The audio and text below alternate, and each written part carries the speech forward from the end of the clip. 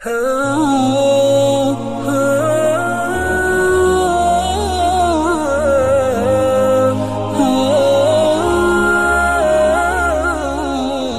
کو تو ہر دور کے لوگ مانتے تھے، مگر اکیلا ماننے کے لیے تیار نہیں تھے۔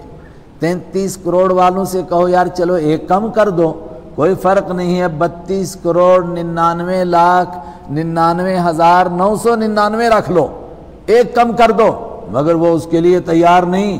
اگر کہتے ہیں سمجھوتا کرنا ہے تو تم کو جھکنا ہوگا، تو ہم تو ایک ہی کو مانتے ہیں، تو جھکیں کیسے؟ کہتے تھوڑا سا ان کو بھی مان لو، ساتھ میں مان لو، ان کو چھوٹی حیثیت دے دو، مگر کسی نہ کسی درجے میں مان لو ان کو بھی، تو اس کا نام ہے دین۔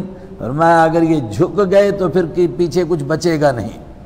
یہی بات یہاں پھر بیان کی گئی، ذالکم، تم سے کہتا ہوں یہ بات اس وجہ سے تھی، یہ جو تم گناہوں میں مبتلا ہوئے اور آج تم جہنم میں پہنچے، کیوں پہنچے؟ بِأَنَّهُ، بات یہ تھی، اذا دعی اللہ وحدہ، جب پکارا جاتا تھا اکیلے اللہ کو، ایک اللہ، کفرتم، تم کہتے ایک کو نہیں مانیں گے، اور اگر کہا جاتا تھا کہ خدا بھی ہے اور کچھ اور بھی ہیں، یہ پکی بات ہے، بالکل صحیح بات ہے۔ اور آج اس نام کا دوسرے انداز سے بھی شرک ہوتا ہے۔ عقل مند آدمی کہتا ہے بھائی پیسے سے روٹی ملتی ہے، بولو خدا دیتا ہے، کہتا ہے بھائی خدا دیتا ہے، اس میں کوئی دو رائے نہیں، مگر پیسے ہوں گے تبھی تو خدا بھی دے گا، تو جب پیسے ہوں گے تو خدا کے دینے کا کیا مطلب رہا؟ کہتے ہیں دیکھو بھائی خدا بچاتا ہے بیماریوں سے، مگر احتیاط کرو گے تبھی خدا بھی بچائے گا، ورنہ خدا نہیں بچائے گا۔ یہ آپ نے کہاں سے نکالا؟ اپنی طرف سے کہتے ہیں، مجھے لوگ سمجھاتے ہیں، کہتے ہیں مفتی صاحب آپ کو نہیں نا معلوم، اسلام کا حکم یہ ہے۔ ارے بابا اسلام کا حکم مجھے بتاؤ کس جگہ ہے؟ کسی آیت میں ہے؟ کسی حدیث میں ہے؟ ہم ایمان اسی کا نام ہے، ہم کو ماننا ہے کہ نفع اور نقصان کا مالک اللہ ہے، موت اور زندگی کا مالک اللہ ہے۔ ہم احتیاط کس لیے کریں گے؟ اللہ نے ہم کو احتیاط کرنے کا حکم دیا ہے، بس اللہ نے حکم دیا، اور اس لیے اور احتیاط کرنے سے کوئی بچ جائے گا؟ کوئی نہیں بچے گا۔ جس کو اللہ نے مارنا ہے اس کو نہیں مرنا ہے۔ احتیاط کرنے سے کوئی بیماری سے بچے گا؟ بالکل نہیں۔ اور جو بے احتیاطی کرے گا وہ مر ہی جائے، یہ ضروری نہیں ہے۔